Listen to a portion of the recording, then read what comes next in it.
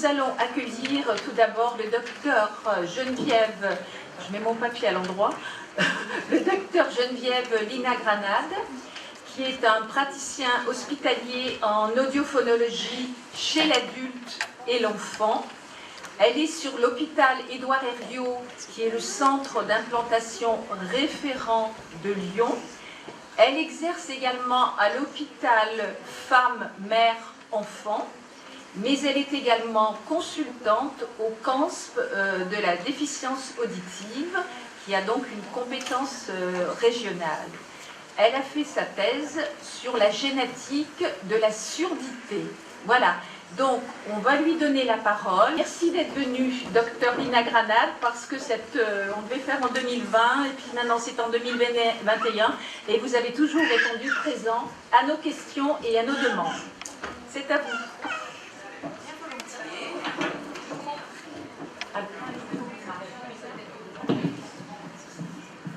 Alors, c'est bien volontiers que j'ai répondu à cette invitation.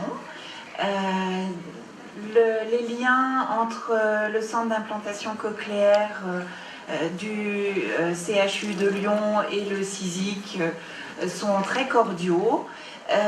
Nous apprécions bien sûr les informations qu'ils peuvent donner aux personnes qui n'ont pas encore d'implant et tout l'accompagnement qu'ils proposent une fois que les personnes sont implantées, en particulier en termes d'assurance, mais également pour un grand nombre d'aspects pratiques de manipulation, d'accessoires, et c'est un partenariat qui fonctionne vraiment très bien. Alors, je vais vous parler plus de l'implantation cochléaire chez l'enfant et avec l'enjeu du développement du langage, puisque c'est l'objectif principal de cette intervention. Mais je ne voudrais pas commencer en ayant l'air de parler qu'en mon nom propre, parce que je travaille au sein de l'hôpital, au sein de... Alors, voilà, de l'équipe d'implantation cochléaire avec d'autres médecins, en particulier le docteur Prigent, le docteur Gaine, le docteur Côte qui est présente à temps plus réduit, et puis la jeune génération que nous espérons bien recruter, le docteur Charfedine. Et je n'ai pas mis la totalité des photos des orthophonistes et des audioprothésistes qui font partie de l'équipe, parce qu'il y en a trop. Et puis, à vrai dire, je ne les avais pas toutes. Mais il y a certains visages qui doivent être familiers à certains d'entre vous. Et c'est un véritable travail d'équipe, bien sûr chez l'adulte, mais surtout chez l'enfant. Et c'est pour ça que j'ai mis la petite icône en bas à droite, donc du CAMS. Qu'est-ce que c'est que le CAMS? Ce sont les initiales de Centre d'action médico-sociale précoce. C'est un établissement médico-social qui accueille les enfants de 0 à 6 ans et leurs familles quand il y a des difficultés auditives. Donc c'est vraiment la prise en charge très précoce dès le diagnostic qui maintenant peut intervenir dès les premiers mois de la vie. Et c'est un centre où il y a des orthophonistes, une assistante sociale, une psychomotricienne, une psychologue, des professionnels qui vont accompagner ces familles.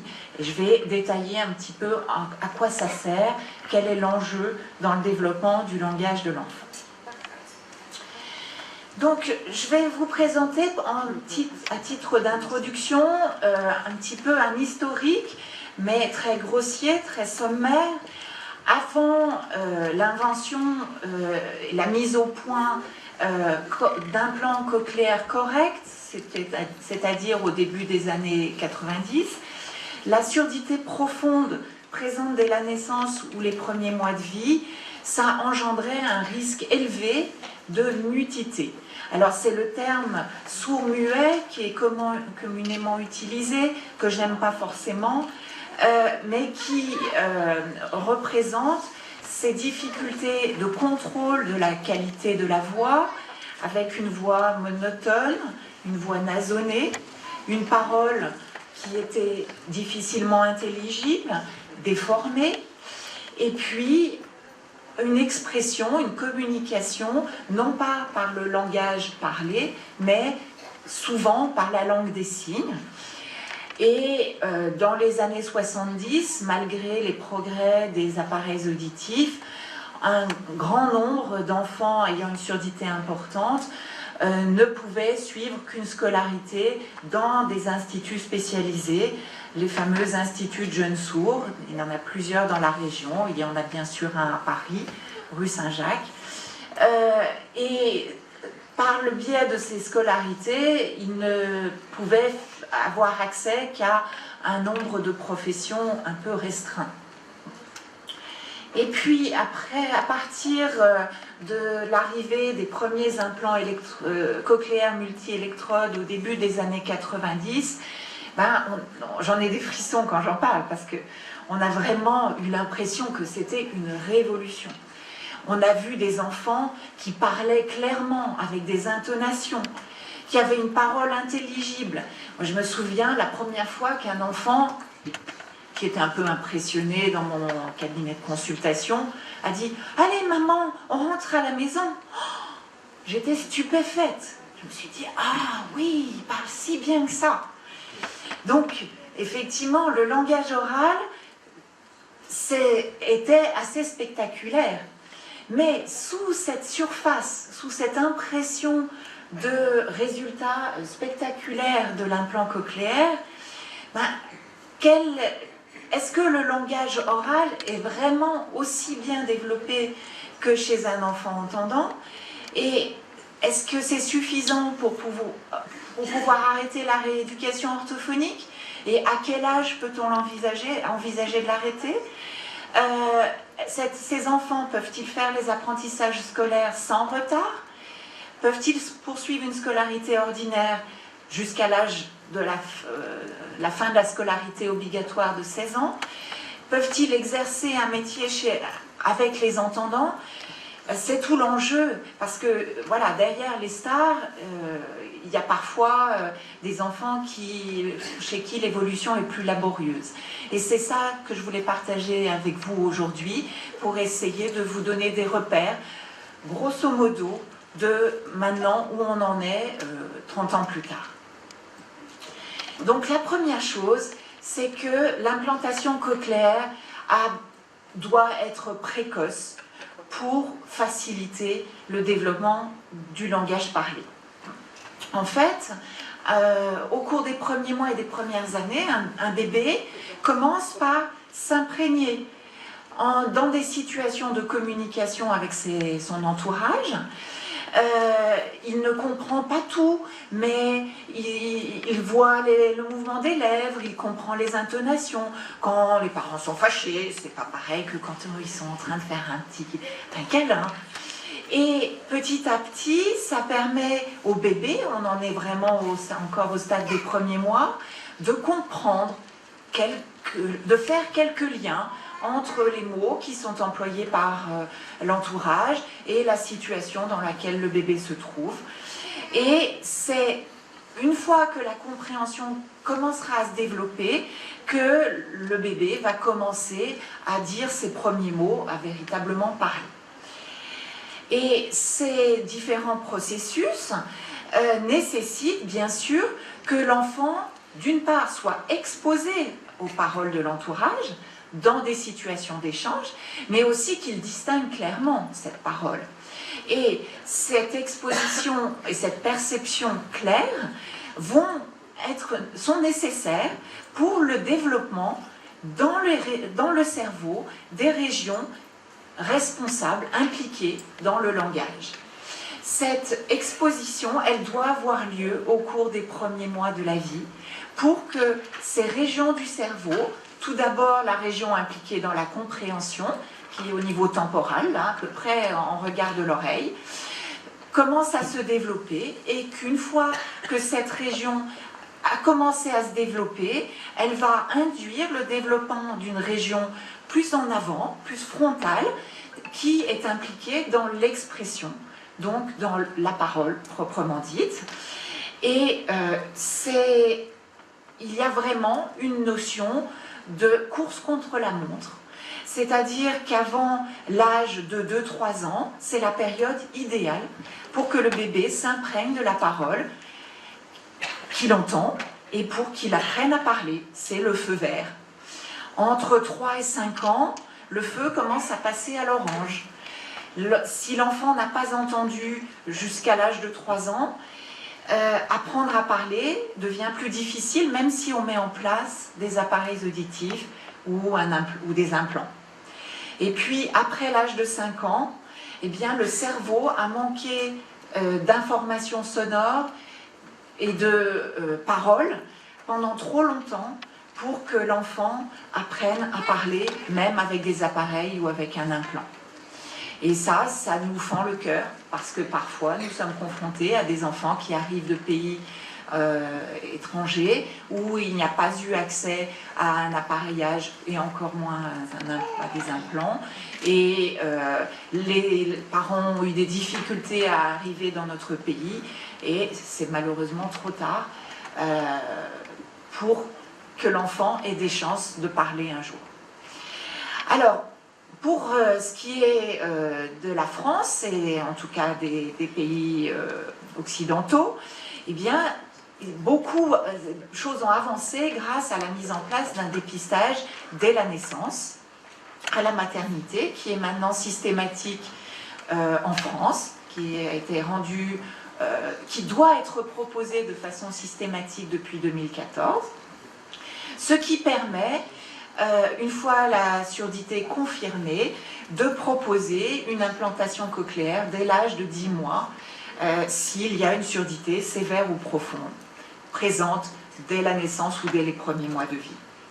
Bien entendu, le cas est un peu différent si la surdité n'est pas présente dès la naissance. Si elle survient plus tard, un enfant qui devient sourd à 1 an, 2 ans, il n'est pas interdit, il n'est pas impossible de proposer un implant plus tardif, voire même à l'adolescence. Tout dépend des acquis en termes de langage qu'il avait déjà fait avant de devenir sourd, sévère ou profond. Alors voilà un petit peu le parcours actuel dans l'idéal, après un dépistage de la surdité en maternité. Si en général, il va y avoir une confirmation entre 1 et 3 mois, donc quand même chez un tout petit bébé. Heureusement, 9 enfants sur 10 qui ont des examens de dépistage perturbés à la maternité ne sont pas sourds, mais pour le nouveau-né sur 10 chez qui on confirme effectivement une surdité, on va débuter dès l'âge d'1 à 3 mois l'accompagnement de la famille, la mise en place des appareils auditifs, une éducation auditive pour essayer de tirer le plus profit possible des restes auditifs de cet enfant. On va réaliser des bilans médicaux complémentaires, en particulier radiologiques, éventuellement génétiques. Et puis, on va, avec cet accompagnement qui est proposé à l'enfant et à la famille, on va évaluer le bénéfice que l'enfant tire des appareils. Et vers 7-8 mois, si l'on sent que ce bénéfice n'est pas suffisant pour que l'enfant accède à la parole, on proposera une implantation cochléaire. Alors, à vrai dire, en général, les parents, dès l'âge de 1 à 3 mois, ont regardé sur Internet et ont bien vu que l'implant cochléaire, ça existait et on va les accompagner dans la préparation de cette intervention. Alors, la précocité de l'implantation, c'est le facteur déterminant. Mais il y a de nombreux autres paramètres, d'autres facteurs qui influencent le développement du langage parlé chez l'enfant implanté. Ces facteurs, ils sont de plusieurs ordres. Ils sont tout d'abord liés au système auditif lui-même, à l'enfant, à ses capacités, à sa famille, dans l'entourage dans lequel il vit, et puis à l'environnement plus large, rééducatif, social et scolaire. Et je vais détailler ces différents éléments. Alors tout d'abord, les facteurs liés au système auditif, ce sont des facteurs, ça peut être des facteurs anatomiques, s'il y a une malformation de l'oreille interne, ou si cette oreille interne est ossifiée, à la suite en particulier d'une méningite, le risque que l'implant apporte les sons moins clairement est plus élevé. S'il y a une dysfonction du nerf auditif, voire même si on n'arrive pas à voir le nerf auditif à l'IRM, parce qu'il est très fin, eh bien entendu, les chances de transmettre le message clairement jusqu'au cerveau sont moins bonnes. Et puis, je vous en ai déjà parlé un petit peu, dans ces facteurs liés au système auditif, il y a l'audition avant l'implant. Certains enfants ont de très bons restes auditifs qui se dégradent. Et c'est pas pareil d'avoir entendu un petit peu pendant quelques mois, voire même avant la naissance, ou alors d'avoir une surdité qui est apparue dès la formation du système auditif dans le ventre de la mère, c'est-à-dire à l'âge de 6 mois de vie intra-utérine. Parce que là, l'enfant, il n'a même pas eu la stimulation par la voix de sa mère, par les bruits de l'environnement qui parviennent à travers le ventre. Et puis, il y a également les bénéfices des appareils auditifs qui jouent. Il arrive, et c'est assez fréquent même, que l'on propose une implantation alors que les appareils auditifs apportent un bénéfice. Mais ce bénéfice n'est parfois pas suffisant pour que la parole soit perçue clairement. Donc, il y a des enfants qui ont entendu avec leurs appareils auditifs, et ça fait qu'ils ont plus de chances de développer le langage que si, même avec les appareils, ils n'entendaient rien. Merci.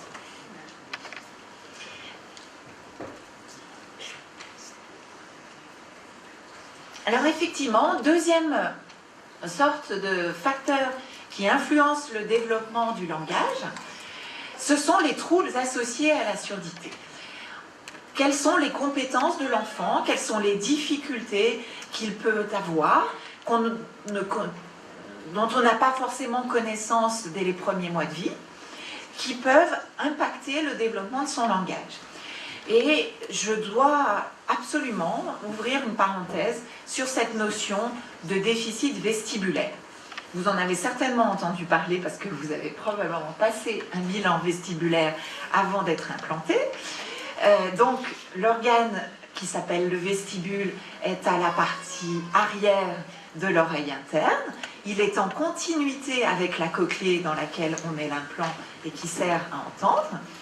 Et les cellules qui, dans le vestibule, transmettent des informations sur la position de la tête, sur les mouvements, sont tout à fait semblables aux cellules à l'intérieur de la cochlée qui transmettent le son. Ce sont aussi des cellules ciliées.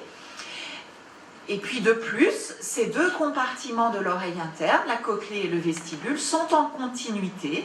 Ils communiquent, ils contiennent le même liquide. Donc, quand il y a une atteinte cochléaire, donc un déficit ou une surdité, il peut très souvent y avoir un déficit vestibulaire également. Et c'est également le cas en cas de surdité présente dès la naissance ou au cours des premiers mois. Ce déficit d'information sur la position de la tête et sur les mouvements peut entraîner des difficultés dans les acquisitions posturales, donc la tenue assise, la tenue debout, la marche, qui vont être retardées. Une fois que l'enfant marche, il a tendance, quand il y a un déficit vestibulaire, à faire plus de chutes. Et puis, quelque chose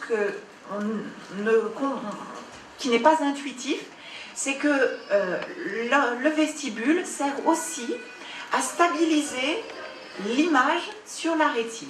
donc à avoir une vision nette. À chaque fois que vous marchez, en fait, votre tête oscille légèrement. Et grâce à vos vestibules, vos yeux font le mouvement inverse de façon à ce que l'image reste stable, que votre cerveau n'ait pas l'impression que l'image oscille.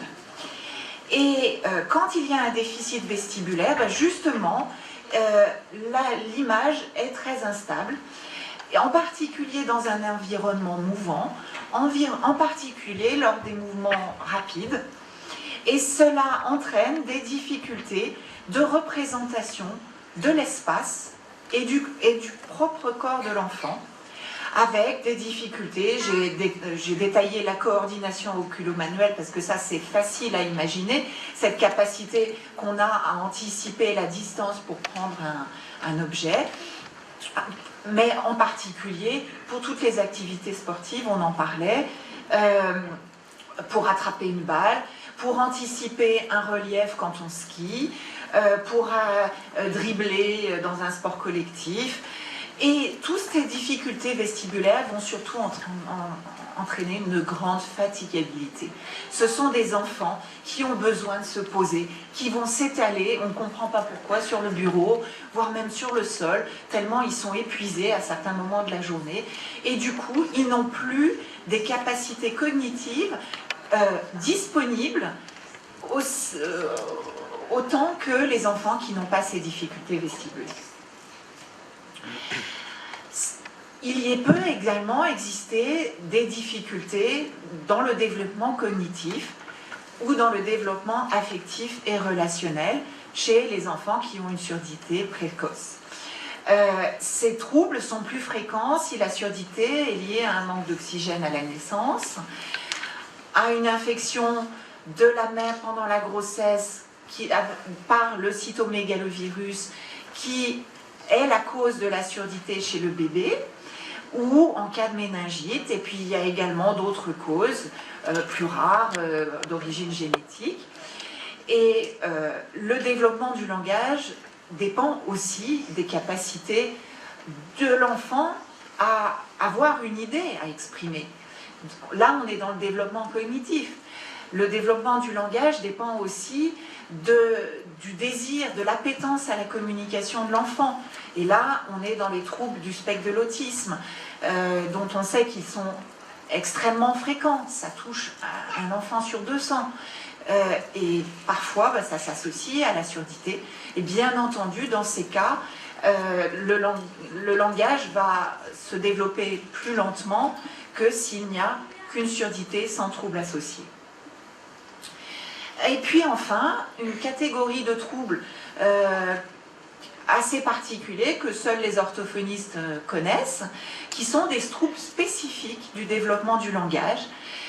C'est-à-dire que constitutionnellement, les zones du cerveau impliquées dans le langage fonctionnaient vraisemblablement moins bien, parce qu'on peut rencontrer ces troubles même quand l'implant a été mis en place précocement et que la surdité a été réhabilitée. Alors c'est difficile de faire la part des choses. Est-ce que la surdité a certainement dû jouer un rôle, mais on ne sait pas dans quelle mesure. Ces troubles peuvent se révéler au cours de l'enfance, après l'implantation. Il y a des facteurs génétiques, il y a également des facteurs environnementaux.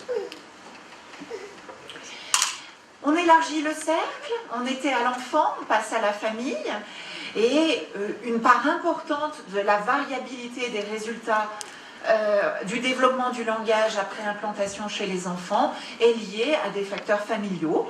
L'environnement familial favorable, avec des parents qui s'impliquent dans les rééducations, qui stimulent l'écoute des sons, de la parole, qui adaptent et diversifient leurs moyens de communication. Parce que si je fais tout de suite, vous êtes beaucoup plus attentif à ce que je dis que si je vous parle en étant de dos, au milieu d'un bois, en parlant entre mes dents. Vous savez tous que ça ne va pas être propice à la compréhension. Et puis enfin, il y a cette notion de bain de langage. Donc, Un enfant dont les parents sont attentifs à avoir des moments de plaisir partagé autour d'un livre, autour d'un jeu, avec un vocabulaire diversifié, des phrases structurées, on ne parle pas à bébé, on fait attention à articuler correctement, ça va être beaucoup plus favorable que des familles qui sont en grande difficulté parce que leurs conditions de vie sont déjà tellement difficiles qu'elles n'ont pas le temps ni l'énergie à consacrer à leur enfant qui a des difficultés, qui nécessitent des besoins très, très particuliers. Alors, tout n'est pas impossible à faire progresser, au contraire, c'est là le rôle de ce qu'on appelle l'accompagnement familial. C'est-à-dire que, comme au CAMS par exemple, dans des centres spécialisés, des équipes pluridisciplinaires vont aider les familles à se mobiliser justement, à adapter leur communication, à s'appuyer sur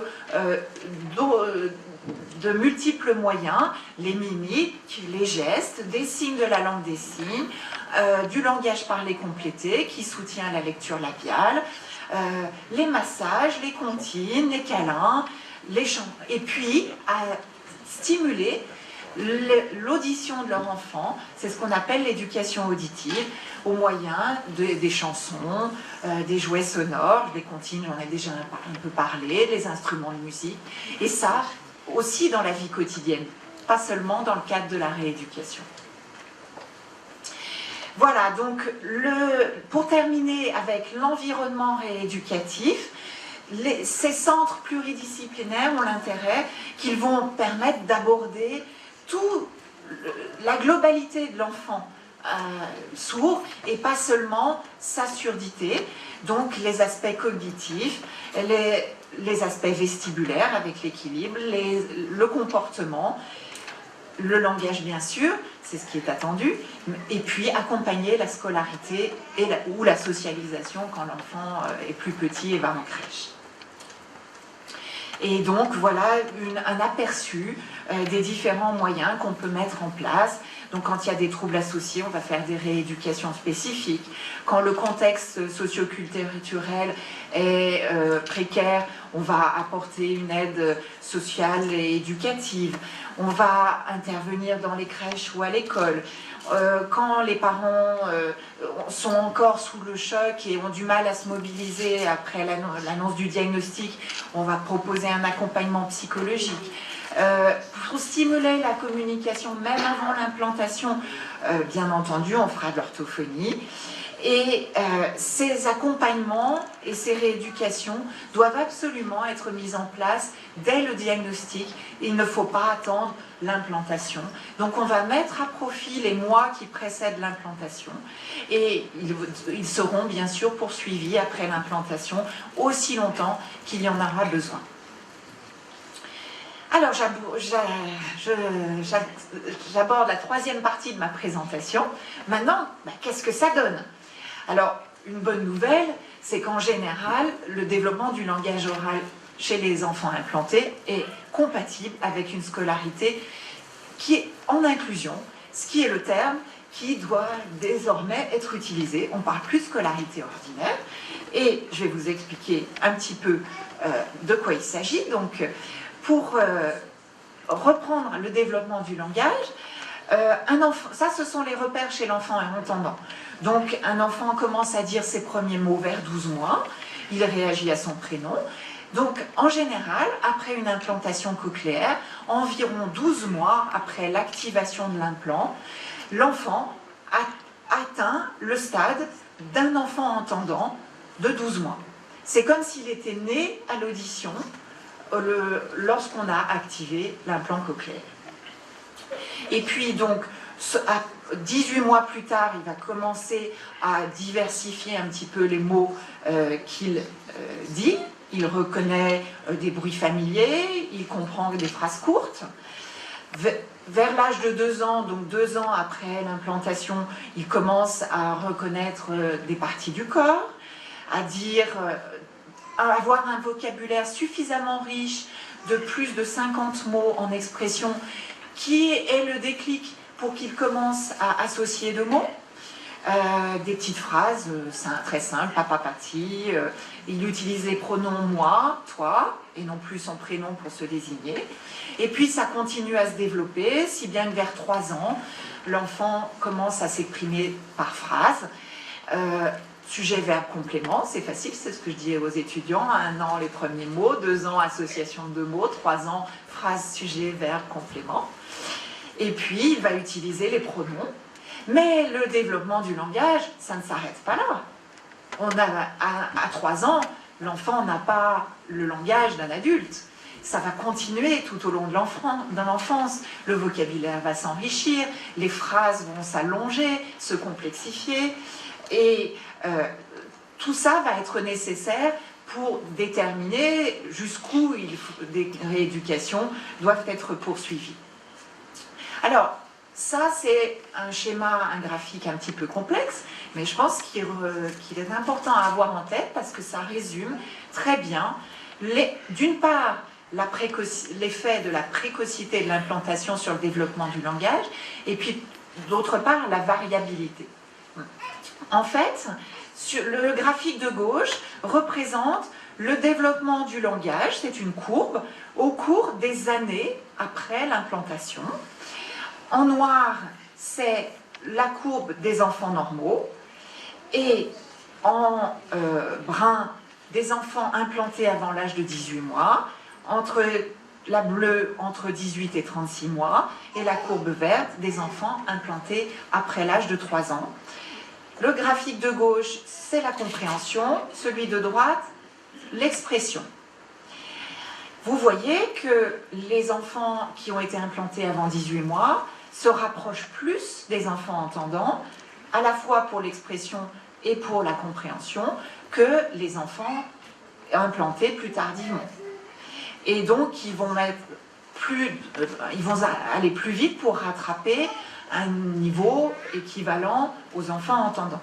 Mais ça n'est quand même pas en moyenne équivalent à des enfants entendants. Alors bien sûr, les groupes ne sont pas très importants. Une trentaine d'enfants, une cinquantaine dans l'autre groupe, mais cela reflète bien la réalité. C'est-à-dire qu'effectivement, parmi les enfants implantés avant l'âge de 18 mois, certains vont pouvoir arrêter la rééducation vers l'âge de 3 ou 4 ans parce qu'ils auront rattrapé le retard qui s'était installé. Et on a même l'impression qu'ils sont supérieurs aux enfants entendants tellement ils ont été stimulés. Mais ce n'est pas le cas de tous. Et ce qui va être important, c'est de continuer à soutenir les enfants et la famille dans le développement ultérieur du langage et dans les apprentissages scolaires qui sont impactés par la surdité. Bien sûr, l'apprentissage de la lecture. La mémorisation peut être un domaine qui est plus compliqué. La dictée et la prise de notes. La prise de notes, c'est bien plus compliqué que la dictée, parce qu'il faut écouter, comprendre et transcrire. Le langage élaboré, j'en ai déjà parlé, les propositions subordonnées, quelque chose qui est encore plus complexe, c'est l'implicite, les métaphores. Il faut appeler un chat. Qu'est-ce que ça veut dire? Ou j'ai un chat dans la gorge. Cette compréhension verbale et qui va être nécessaire pour comprendre non seulement les consignes orales, mais aussi les textes, les énoncés en mathématiques. Et puis, l'apprentissage des langues étrangères, et en particulier l'anglais, qui a une phonologie, une structure sonore qui est très différente du français. Et donc, pour vous donner des chiffres très grossiers, très globaux, la poursuite de la rééducation orthophonique jusqu'à l'âge de 16 ans, c'est de l'ordre de 4 enfants sur 5. Des apprentissages scolaires sans soutien, seulement 1 enfant sur 5. Et par contre, une scolarité en inclusion, que je vais définir jusqu'à l'âge de 16 ans, c'est la majorité, c'est à peu près 4 enfants sur 5. Alors, pourquoi j'utilise ce terme d'inclusion ? c'est que depuis la loi de 2005, qui statuait, qui précisait la participation et la citoyenneté des personnes handicapées, la scolarisation des enfants handicapés doit être obligatoirement d'abord en milieu ordinaire. Qu'est-ce qu'on appelle milieu ordinaire? Ça peut être des classes ordinaires dans lesquelles l'enfant a éventuellement un microphone HF, éventuellement une aide humaine, une fameuse AVS, auxiliaire de vie scolaire. Ça peut être aussi, ça fait partie de l'enseignement ordinaire, une unité locale d'inclusion scolaire, Ulysse, rien à voir avec le grand voyageur grec, et des dispositifs Ulysse existent aussi bien dans les écoles, les collèges que les lycées. Ça a été mis en place depuis 2010, ça remplace ce qu'on appelait avant les CLIS. Et dans ces différentes sortes de classes, il va pouvoir y avoir un soutien pédagogique, voire même des rééducations pluridisciplinaires dans l'école ou dans le collège grâce à des antennes d'établissements médico-sociaux. Donc tout ça, c'est la scolarité en inclusion. Et puis, effectivement, il reste un certain nombre de structures dans lesquelles la scolarité est vraiment spécialisée parce que les enfants ont des troubles associés trop importants pour pouvoir faire dans une classe ordinaire ou même une classe adaptée comme une Ulysse, les apprentissages au même rythme que leur père entendant. Mais la part de ces instituts de jeunes sourds, de ces établissements spécialisés, a considérablement réduit grâce à l'implantation cochléaire précoce. Et voilà, j'arrive à la conclusion. Donc, en gros, l'implantation cochléaire chez le jeune enfant sourd facilite grandement le développement du langage parlé, surtout si elle est précoce, mais il y a beaucoup d'autres facteurs qui influencent le développement du langage. Donc, en général, une scolarité ordinaire est possible, et en tout cas, l'insertion sociale et la formation professionnelle ultérieure sont bien facilitées et bien plus larges que ça n'était avant l'existence des implants.